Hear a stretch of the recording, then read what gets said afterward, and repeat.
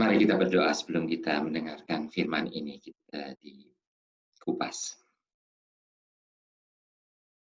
Ya Tuhan Bapa kami, di tengah dunia yang tidak menentu ini, kami berterima kasih untuk kesempatan kami boleh datang menyembah-Mu, bersekutu dan mendengar firman-Mu. Dan terima kasih Tuhan bila Engkau telah memimpin hamba-Mu ini untuk mempersiapkan dan mengumumkan firman-Mu yang baru saja dibacakan. Dan kini sore ini Tuhan, minta hamba-Mu untuk menyampaikannya dengan benar. Dan biarlah Engkau sendiri yang hadir di tengah-tengah kami, hadir di dalam hati kami masing-masing Tuhan. Engkau sendiri yang membantu kami untuk memahami firman-Mu. Dan bukan itu saja Tuhan, biarlah kami juga mau menundukkan diri di hadapan-Mu dengan hati terbuka mau menerima firman. Biarlah sore hari ini kami boleh belajar untuk memahami apa arti menjadi anak-anak-Mu yang sudah diperbaharui sebagai ciptaan baru di dalam Kristus, terutama artinya dalam hidup kami berkeluarga dan dalam hidup pernikahan kami. Bukalah hati kami Tuhan dan berbicaralah pada kami. Amin.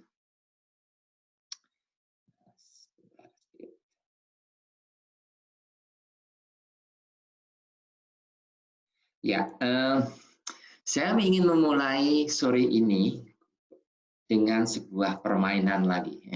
Kali ini permainannya adalah menebak warna. Ada yang mau menebak ini warnanya apa, atau yang bisa mengatakan ini warnanya apa yang kita lihat warna bintang ini? Ada 2 bintang. Yang satu, yang sebelah kiri yang latar belakangnya kuning, warnanya apa itu? Yang kita lihat.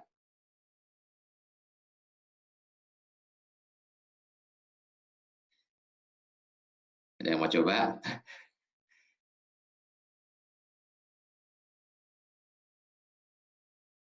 Warna yang sebelah kiri, yang kuning, itu kalau mestinya ya, kalau sama-sama kita lihat, itu adalah warnanya ungu. Sedangkan warna yang kanan, itu warnanya agak pink, ya, agak merah jambu. Tapi apakah benar warna itu 2 bintang ini warnanya berbeda? Kita lihat.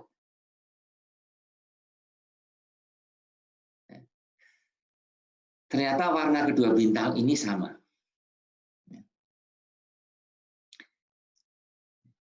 Apa yang bisa kita simpulkan di sini? Yaitu latar belakang dari benda ini atau bintang ini itu bisa mengubah persepsi mata kita. 2 bintang yang warnanya sama, dan benar kalau kita periksa ini, kalau kita dekati warnanya memang sama. Tetapi begitu dia diletakkan dengan background yang satu kuning, yang satu biru, kedua, terutama yang warna biru sebenarnya, itu mengubah persepsi mata kita sehingga bintang itu nampak seperti pink. Itu persepsi kita dengan panca indera, yaitu mata kita. Tapi bagaimana dengan kata-kata atau ungkapan? Kita semua ingat bahwa di dalam di negeri Australia ini ya, kita mengenal satu ungkapan bring a plate. Nah, kata ini ya, kita sudah pernah mengalami semua ketika kita pertama kali datang di Australia, yaitu bahwa kata ini sebenarnya secara literal berarti bawa piring, membawa piring makan ya. Dan juga di negeri-negeri lain, kalau kita mengundang orang dari negeri lain yang baru saja datang di Australia, dia tidak mengenal kultur Australia, mereka akan mengira diundang dan diberi penjelasan untuk bring a plate, mereka akan berpikir kita diminta untuk membawa piring makan sendiri-sendiri. Hanya di Australia, di kultur Australia, di konteks Australia, kata ini bisa berubah arti, yaitu dia berarti untuk membawa makanan supaya kita bisa share bersama, bisa dimakan bersama-sama. Nah, demikian juga dengan Alkitab, yang bagian Alkitab yang kita baca pada sore hari ini. Kita perlu mengerti konteks dari teks yang kita baca pada sore hari ini untuk bisa memahami Alkitab. Tidak hanya bagian ini, tapi khususnya bagian ini. Karena bagian ini relatif, tadi yang sebenarnya dibaca, yang harusnya kita perhatikan sore ini adalah bagian dari kitab Kolose. Bisa merasa perlu untuk membuka juga kitab Efesus yang sama, karena ada penekanan yang berbeda. Dan dari situ saya berharap bahwa kita bisa melihat dengan lebih jelas apa sebenarnya maksud Paulus dengan teks ini. Dan terutama, yaitu kita ini perlu untuk memahami konteks atau latar belakang dari tulisan Paulus. Itu apa yang Paulus dan gereja yang mula-mula itu hadapi di dalam masyarakat. Nah, yang pertama kita ingin untuk lihat adalah bahwa konsep, kita perlu mengenal dulu konsep rumah tangga di dalam masyarakat Yunani hari itu. Pertama, masyarakat di zaman itu sebenarnya sangat hierarkis. Kita tahu misalkan ada kaisar di paling atas, tapi juga di bawah kaisar itu ada masyarakat yang upper class, masyarakat kelas atas, kemudian baru masyarakat kelas bawah. Masyarakat kelas bawah itu masyarakat yang pekerja, mungkin seperti kita, ya kan? Ada yang tukang membuat roti, tukang kayu, tukang besi, ya, itu masyarakat kelas bawah. Masyarakat kelas atas adalah masyarakat yang berhak untuk menjadi anggota senat. Jadi ada strata seperti itu. Kemudian di lapisan yang lebih bawah adalah mereka yang bekas budak tetapi sudah dilepaskan, dan yang terakhir adalah mereka yang menjadi budak. Dan bagi ajaran filosofi di zaman itu, yaitu seperti Aristotle, Seneca, Plutarch, ya, itu menganggap ini sebagai alami. Ya memang begini adanya. Manusia itu ada kelas-kelasnya. Dan mereka yang lebih rasional, yang lebih, yaitu di kelas atas, itulah yang berhak untuk menjadi pemimpin. Dia pantas untuk menjadi pemimpin. Dan di dalam keluarga, di dalam rumah tangga, juga ada hierarki yang sama, yang merefleksikan hierarki yang ada di dalam masyarakat. Di tingkat atas kita melihat ada suami, lalu istri, anak, dan kemudian baru para budak. Jadi laki-laki dianggap sebagai makhluk yang lebih rasional dari wanita, sehingga lebih tepat, lebih layak untuk memimpin keluarga. Itu filosofi di zaman itu. Dan itulah yang melatar belakangi apa yang kita baca hari ini. Dan yang kedua, yang perlu kita tahu juga, keluarga atau rumah tangga itu dianggap sebagai sesuatu yang strategis, memiliki arti penting. Mengapa? Karena keluarga yang baik, keluarga yang ditata dengan baik, itu akan menghasilkan masyarakat yang baik, masyarakat lokal yang baik. Masyarakat lokal yang baik itu akan membentuk kerajaan yang baik. Filosofi yang relatif sederhana logikanya, ya. Jadi dimulai dari keluarga, masyarakat, dan itu akan membentuk negara yang baik. Sehingga kita tahu misalkan oikonomia, kata oikonomia itu artinya adalah manajemen rumah tangga, penataan rumah tangga. Hari ini kata ekonomia itu kita kenal dengan kata ekonomi, ya, penataan negara. Itu sebabnya. Jadi memang logikanya adalah dari keluarga itu akan menentukan negara. Demikian juga gaungnya kita lihat di dalam Alkitab yang sering kita baca. Misalkan di dalam kitab Timotius, surat kepada Timotius, Paulus mengatakan, kalau engkau memilih seorang penilik jemaat, atau seorang penatua, atau seorang bishop, maka engkau perlu memilih orang yang bisa mengatur rumah tangga, yang ekonominya baik. Mengapa? Karena memang hari itu filosof pun juga mengatakan mereka yang ekonominya baik, itu merupakan indikator bahwa dia seorang pemimpin yang baik. Dia akan bisa memimpin masyarakat, dia akan bisa memimpin di level negara. Itu salah satu latar belakangnya. Dan kemudian yang perlu kita ketahui juga adalah bahwa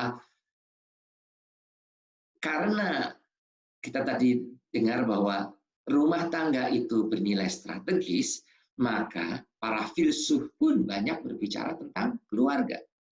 Aristoteles misalkan ketika dia berbicara tentang ilmu politik, punya politics, itu dia juga membicarakan tentang keluarga. Karena politik itu ditentukan oleh keluarga. Itu yang mereka pahami. Dan Aristoteles itu berbicara tentang 3 hubungan dasar yang ada di dalam keluarga, dalam rumah tangga. Yang pertama adalah suami dan istri, kemudian orang tua, terutama ayah dan anak, dan kemudian tuan dan hamba. Dan peran suami, yang kita perhatikan, itu berpusat, suami, ayah, dan tuan itu berpusat di satu individu, yaitu yang disebut sebagai bapak keluarga, pater familias. Dan biasanya ini adalah pria yang paling tua di dalam rumah tangga itu. Dan dia memiliki kuasa terhadap istri, anak, budak, dan semua anggota tambahan yang ada di dalam rumah tangga itu. Dan mereka juga merupakan pemimpin agama. Mereka yang menentukan. Bahkan kalau kita perhatikan di dalam Kisah Para Rasul, kita ingat cerita Cornelius yang bertobat, ya, dan dibaptis oleh Petrus, atau juga sipir atau kepala penjara di Efesus, di mana kita ingat cerita Paulus dan Silas yang bernyanyi di dalam malam-malam bernyanyi di dalam penjara, dan kemudian penjaranya mengalami gempa bumi, ya, itu ceritanya. Baik sipir itu maupun Cornelius sebagai pemimpin keluarga, mereka lah yang bertobat. Tapi kemudian disebutkan dalam Alkitab, mereka dan seluruh isi keluarganya bertobat. Jadi kalau kepala keluarga bertobat, biasanya mereka juga akan bertobat. Tapi kita juga membaca, ketika istri bertobat, suami belum tentu bertobat. Ya. Karena itu juga masalah yang kita bisa baca ada di dalam Alkitab. Ya. Dan juga perlu kita tahu juga bahwa kekuasaan seorang suami atau seorang ayah itu adalah kekuasaan awalnya. Jadi ini abad 1 ya kita berbicara. Jadi budaya Romawi sendiri itu sudah berkembang berabad-abad sebelumnya.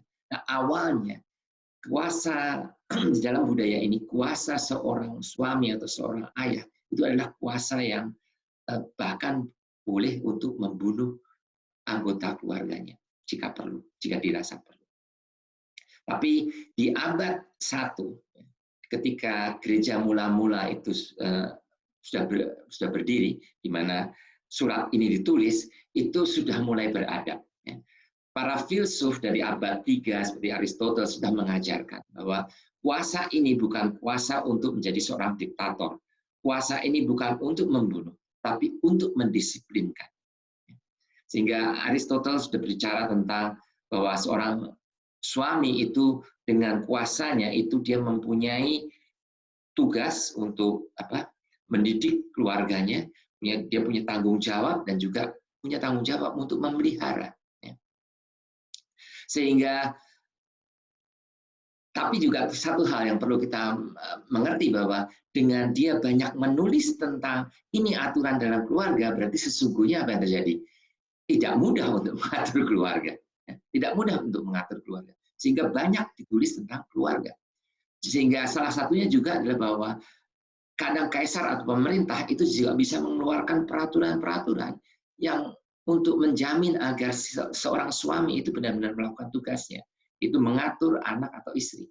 Sehingga kalau dengan catatan kalau kamu tidak bisa mengatur anak atau istrimu, kamu bisa dihukum, dikucilkan atau dan hal yang lain. Tapi intinya adalah agar suami itu bisa benar-benar melakukan tugasnya untuk memastikan keluarganya itu benar-benar bisa teratur. Nah, itulah latar belakang apa yang sesungguhnya kita baca di dalam Alkitab. Tulisan-tulisan tentang Paulus tentang dan juga Petrus tentang aturan rumah tangga atau tatanan rumah tangga atau household codes. Dan yang perlu kita lihat di dalam teks ini adalah bahwa Paulus meletakkan aturan atau tatanan rumah tangga ini dengan latar belakang bahwa kita sekarang adalah ciptaan baru. Kita adalah ciptaan baru. Dan gereja mula-mula baik Petrus maupun Paulus itu menerima apa yang diajarkan hari itu. Jadi pemikiran para filsuf hari itu sebenarnya diterima oleh gereja hari itu. Yaitu bahwa 3 hal, kita bisa perhatikan. 3 hal yang selalu disebut oleh Paulus di dalam baik Kolose maupun Efesus, yaitu hubungan antara suami istri, ayah dan anak, dan juga antara tuan dan hamba. Itu yang kita lihat sama, hal yang sama kita lihat kalau kita baca sore ini. Juga bahwa suami adalah kepala keluarga dan anggota keluarga yang lain berada di bawah pimpinannya. Dan sama seperti filosofi yang berkembang hari itu, gereja mula-mula juga memahami bahwa kekuasaan sang kepala keluarga itu bukan kekuasaan absolut dan semena-mena. Ya, kekuasaan ini adalah kekuasaan yang harus digunakan secara bijaksana dan ditujukan bagi kebaikan keluarga maupun masyarakat luas. Nah, itu persamaannya.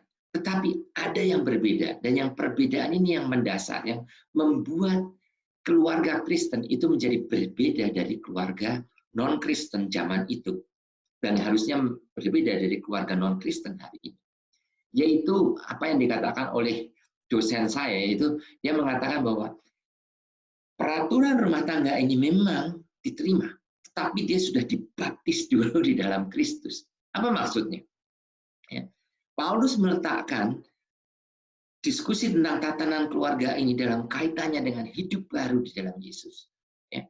Orientasi Paulus bukan lagi pada peraturan kaisar atau ajaran filsafat hari itu, tetapi apa yang sudah dilakukan Kristus bagi kita, bagi jemaatnya.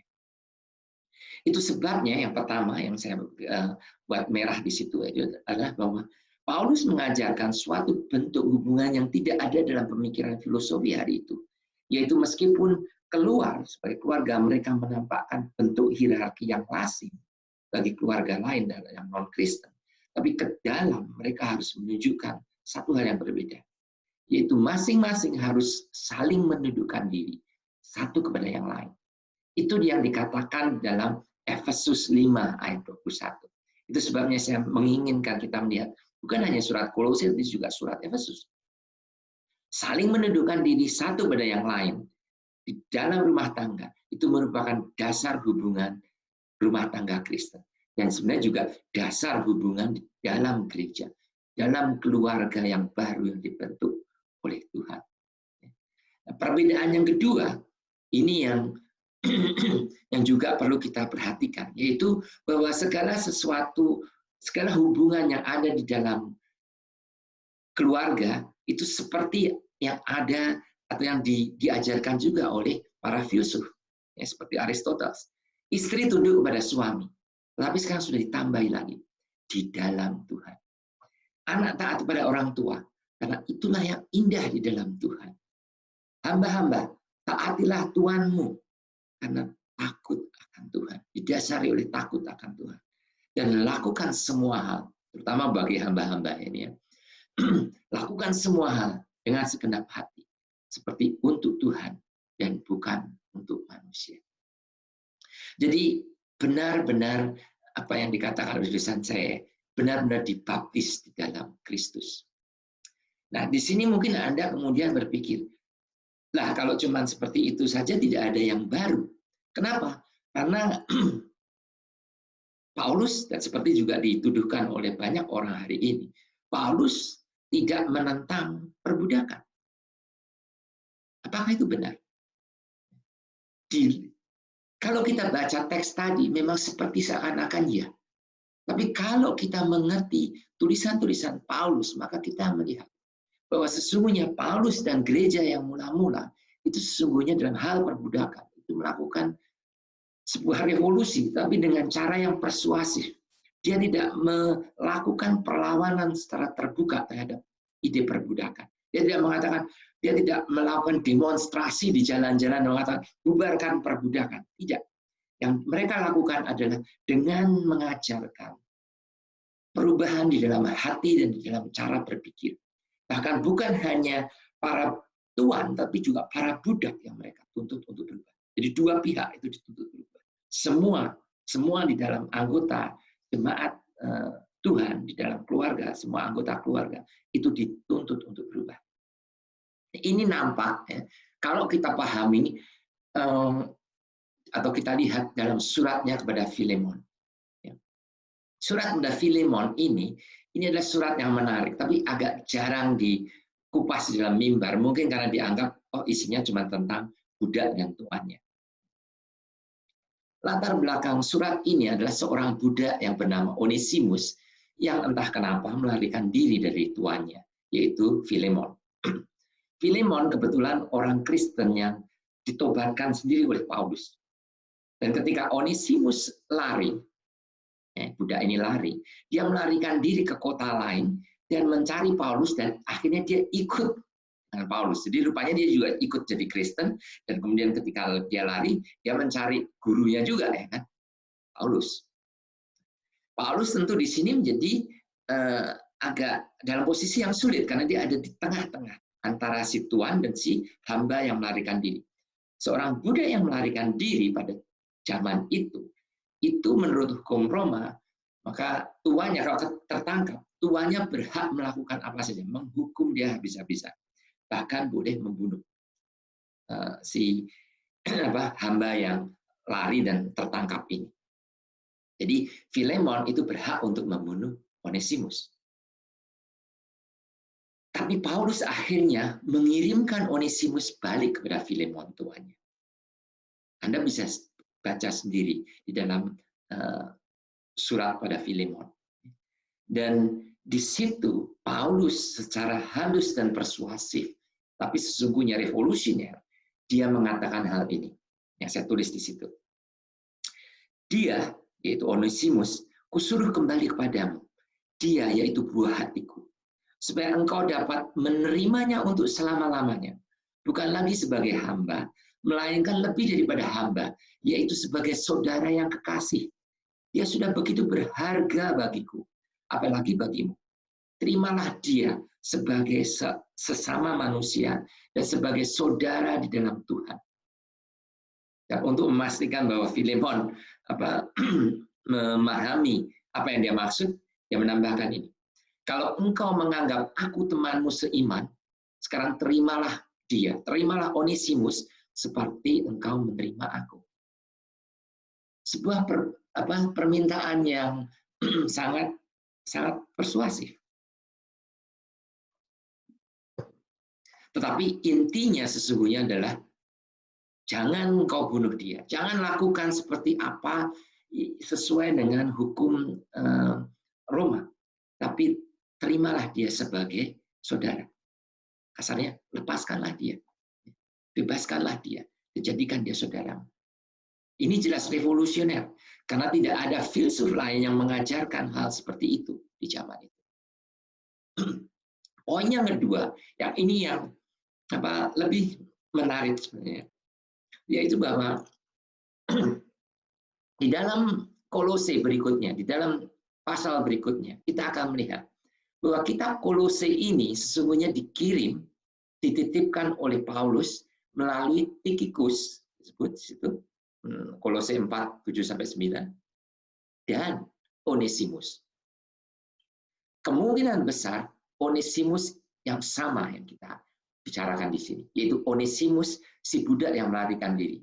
Dan ada beberapa hal yang menariknya, yaitu bahwa di dalam Kolose 4 ayat 7, ketika Paulus memperkenalkan Tikhikus, Paulus mengatakan seperti ini, dia adalah saudara kita yang kekasih, hamba yang setia, dan kawan pelayanan dalam Tuhan. Tapi ketika dia menyebut Onesimus, Paulus tidak menyebut hamba yang setia. Dia memanggil Tikhikus sebagai hamba yang setia. Dengan Onesimus, dia tidak menyebut Onesimus sebagai hamba yang setia. Ini yang dia sebut tentang Onesimus. Saudara kita yang setia dan yang kekasih. Seseorang dari antaramu. Jadi ada yang menarik di sini. Dia menghindari memanggil Onesimus sebagai budak, sebagai hamba. Karena apa? Kalau memang Onesimus ini orang yang sama, berarti Onesimus ini kan seorang hamba yang barusan melarikan diri. Sekarang dia pulang dan dikatakan dia satu dari antara kamu. Dia pulang ke kota itu. Anggota jemaat ini tahu semua bahwa dia adalah budak yang melarikan diri. Jadi dia tidak mengatakan dia budak atau dia hamba Tuhan. Dia tidak menggunakan istilah itu. Yang dia katakan dia seorang dari antara kamu. Yang berarti Filemon pun adalah anggota jemaat Kolose. Kalau ini benar, maka Filemon adalah anggota jemaat Kolose. Dan satu hal lagi, bahwa budaya hari itu ketika seorang membawa surat itu bukan lalu dibaca bergantian, tidak. Surat itu sebenarnya dibacakan di depan para jemaat. Tikikus akan membacakan surat ini, dan di situ ada Filemon, dan di situ juga ada Onesimus, dan anggota-anggota jemaat yang lain yang juga akan tahu hubungan yang terjadi sebenarnya. Bayangkan ketika misalkan Tikikus membacakan, hai budak-budak atau hai hamba-hamba, taatilah Tuhan. Dan kalau engkau berbuat jahat, berbuat salah, maka engkau harus siap untuk dihukum. Atau kemudian kepada Filemon, ya, ayat 9, dialah saudaramu yang kekasih, kasihmu dalam Tuhan. Itu yang dilakukan oleh Paulus untuk mengingatkan jemaat ini apa arti menjadi jemaat Kristus, dan artinya di dalam tatanan rumah tangga yang mencakup juga budak. Itu yang dilakukan oleh Paulus. Revolusioner, tetapi halus, tetapi persuasif. Bagaimana dengan suami istri? Ini yang juga masih sering menjadi sering oleh orang-orang non-Kristen dikatakan, masa menjadi istri harus tunduk pada suami, dan bisa dengan semena-mena suami memperlakukan istri. Dan cukup banyak, saya pernah misalkan menghadiri sebuah pernikahan zaman ini, ya, teman dari anak saya, dari anak di gereja yang lainnya, itu temannya mendoakan dia dan berdoa agar sang istri itu bisa belajar, atau Tuhan bisa menolong dia untuk tunduk pada suami. Itu disebutkan dalam doa. Tapi apa sesungguhnya maksudnya? Yang ingin saya katakan di sini adalah sesungguhnya Paulus juga melakukan revolusi hubungan suami dan istri, yaitu pada yang tadi saya sebutkan di Efesus 5 ayat 21. Sebenarnya Efesus 5 ayat 21 dan 22. Di ayat 22 di dalam bahasa Indonesia kita mendengar, hai istri, tunduklah pada suami. Itu sesungguhnya kalimat itu tidak berdiri independen, seperti yang biasa kita baca. Kalimat itu sebenarnya satu kalimat dengan ayat sebelumnya, ayat 21. Jadi yang tepat sebenarnya bacaannya dari begini, kalau saya terjemahkannya. Rendahkanlah, tundukkanlah dirimu seorang kepada yang lain di dalam takut akan Kristus. Istri kepada suamimu seperti pada Tuhan. Kalau dalam ayat 22 itu sesungguhnya tidak ada kata tundukkanlah, submit itu tidak ada. Ayat 22 hanya bisa diberi kata submit atau diberi tunduk. Istri tunduk pada suami.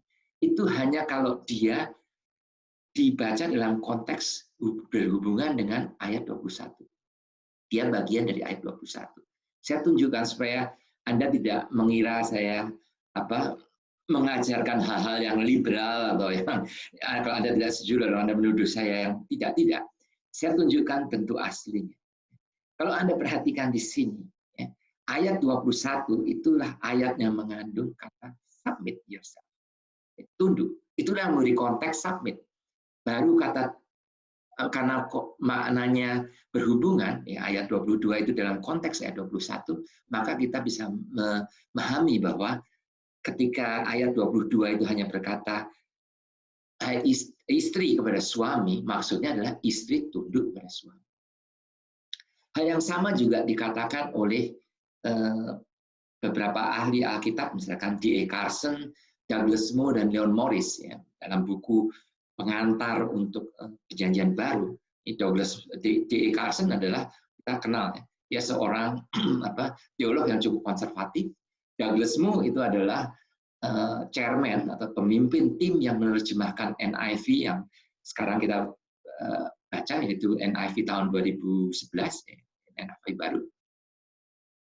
Dan kemudian Leon Morris itu seorang teolog dan dosen di Melbourne, di Ridley College. Mereka mengatakan ini, bahwa kata submit itu memang benar tidak ada di dalam ayat 22. Dan itu harus dimaknai dengan memaknai ayat yang sebelumnya. Jadi kata tundukkanlah, hai istri tunduklah kepada suami, itu hanya bisa dibaca sebagai sebuah contoh dari sebuah perintah yang sifatnya lebih universal, yaitu masing-masing kita harus saling mendukung satu dengan yang lain. Itu yang dikatakan oleh Carson, D.A. Carson, Douglas Moo, dan Leon Morris. Dan itu yang juga kita lihat di dalam terjemahan NIV yang baru. Di mana kata ayat 21 itu sekarang diletakkan sebagai ayat yang pertama di dalam instruksi tentang tatanan keluarga. Di dalam NIV yang lama dan juga di dalam penerjemahan Alkitab yang lain termasuk terjemahan Indonesia, ESV maupun NKJV, itu agak menarik. Ayat 21 itu ditaruh seakan-akan tidak ada hubungannya dengan ayat yang berikutnya. Sehingga kita dibiasakan atau terbiasa untuk membaca ayat pertamanya, yaitu hai istri, tunduklah kepada suami. Itu seakan-akan itulah yang menjadi perintah utama Paulus dalam hal tatanan keluarga. Padahal sesungguhnya yang dimaksud oleh Paulus, fokusnya adalah satu dengan yang lain itu harus saling menundukkan. Baru di situ, oke, sesuai dengan apa yang ada di luar sana, sesuai dengan apa yang ada dalam budaya mereka hari itu, istri tunduklah pada suami. Sebagai contoh dari masing-masing menundukkan diri. Karena itulah yang ada di dalam, itulah tatanan yang harusnya ada dalam Kristus. Itulah yang perlu kita mengerti dari apa yang kita baca hari ini. Jadi, ada, sebelum saya menutup ya, inilah prinsip sesungguhnya kalau kita maknai. Di dalam hubungan tuan dan hamba, tuan dan budaknya, maka Paulus itu mengingatkan hal ini. Dan ini selalu dibawa ke arah yang sama, yaitu bahwa sesungguhnya, seperti yang diajarkan oleh Karl Martin kemarin, minggu lalu, ya, bahwa poin utama dari tulisan ini sebenarnya kan merupakan sambungan dari yang minggu lalu. Minggu lalu itu berbicara tentang inilah artinya. Engkau yang sudah ada di dalam Kristus, kita semua ini adalah ciptaan baru. Ciptaan yang sudah diperbaharui. Dengan demikian, Paulus membawa pemahaman tentang keluarga Kristen atau rumah tangga Kristen itu dibawa kepada bentuk awal sebelum manusia jatuh dalam dosa. Bentuk awal yang sesuai dengan tujuan Allah menciptakan manusia dan menciptakan seluruh ciptaan ini. Yaitu apa? Dalam hal hubungan hamba dan Tuhan yang diingatkan oleh Paulus bahwa engkau itu diciptakan sama. Engkau diciptakan tidak ada perbedaan. Sehingga sekarang setelah di dalam Kristus engkau juga diperbaharui sama. Sehingga kita baca di dalam kitab Kolose 3 ayat 11, yaitu yang minggu lalu kita baca, ya kan? Di situ kita baca bahwa semua sama, tidak ada lagi orang Yunani atau orang Yahudi, bersunat atau tidak bersunat, budak atau orang merdeka, semua sama. Karena semua ada di dalam Kristus dan Kristus di dalam semua. Itu prinsipnya. Engkau diciptakan sama, engkau ini diperbaharui sama. Demikian juga dengan suami dan istri. Saya mengambil dari Efesus, yang akan dibaca dari Efesus tadi, di ayat Efesus 5 ayat 31, Paulus juga mengutip dari kitab Kejadian, kitab tentang penciptaan. Yang Paulus ingatkan adalah bahwa engkau diciptakan untuk menjadi satu daging. Maka sekarang engkau juga diperbarui sebagai satu daging. Itu maksud Paulus mengutip kitab Kejadian 2 ayat 24.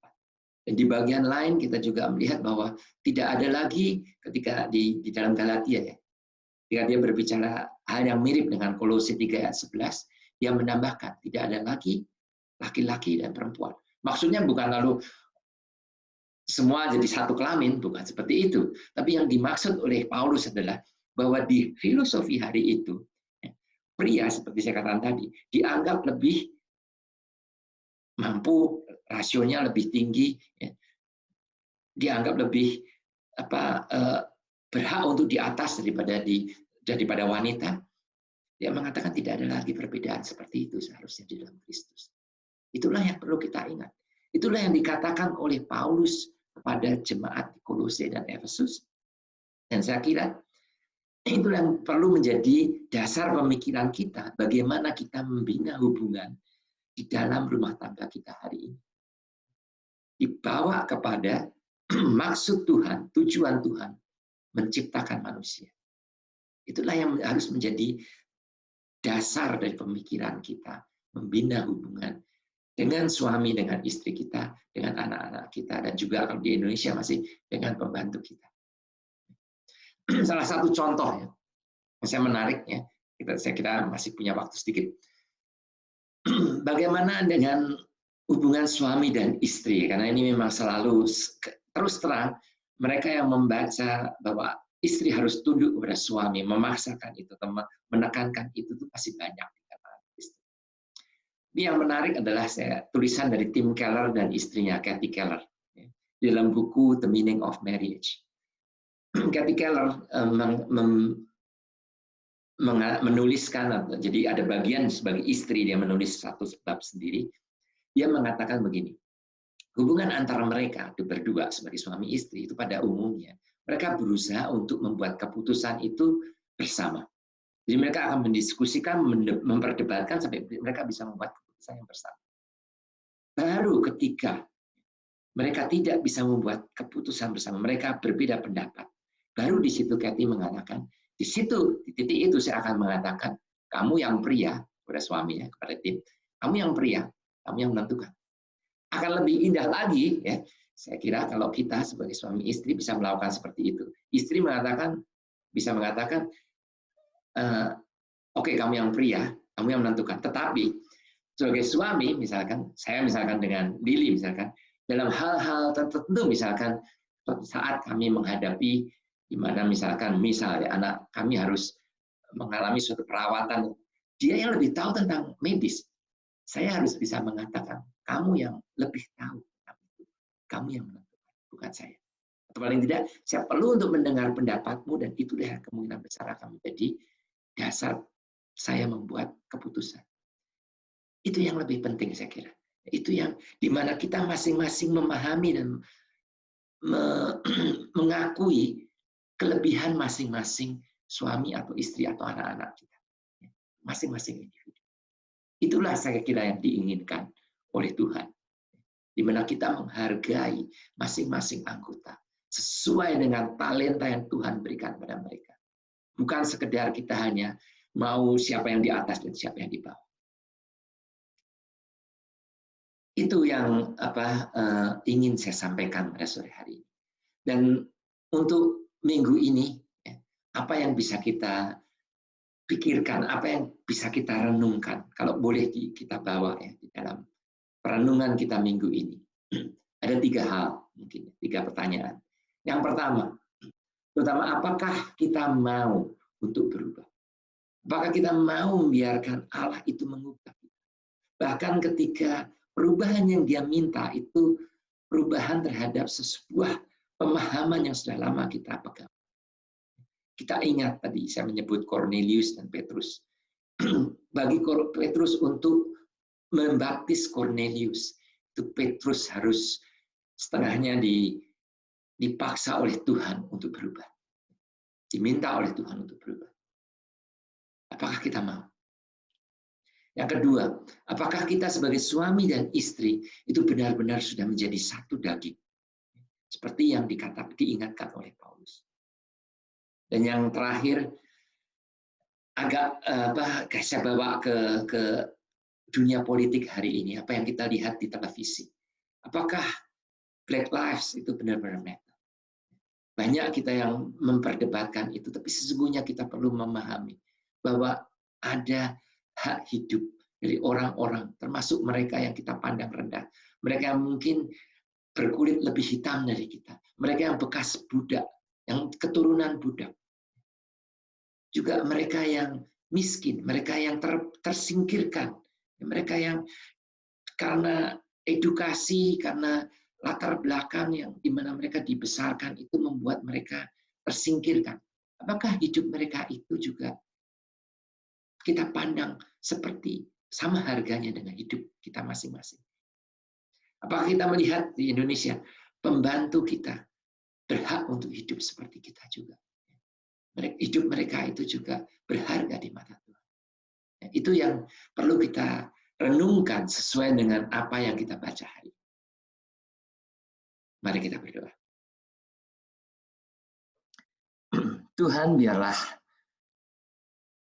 firman-Mu yang hidup ini, Tuhan. Firman-Mu yang terus berlaku, baik 2000 tahun lalu di zaman Paulus ketika dia menuliskan surat ini, di mana budak masih harus hidup di bawah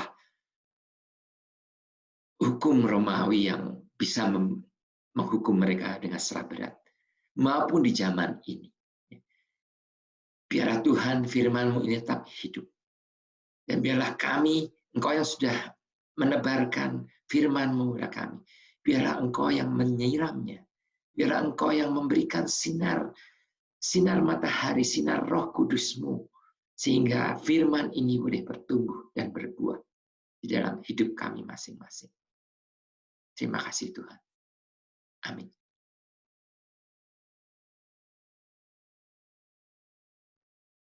Ya, thank you ya Pak Ira yang sudah share mengenai bagian-bagian yang penting dalam hidup kita, mengenai hubungan-hubungan ya keluarga maupun budak ya dan tuan. Ya, biar kita belajar untuk melihat itu dalam terang firman Tuhan ya, sehingga kita bisa menaruh hidup kita secara proporsional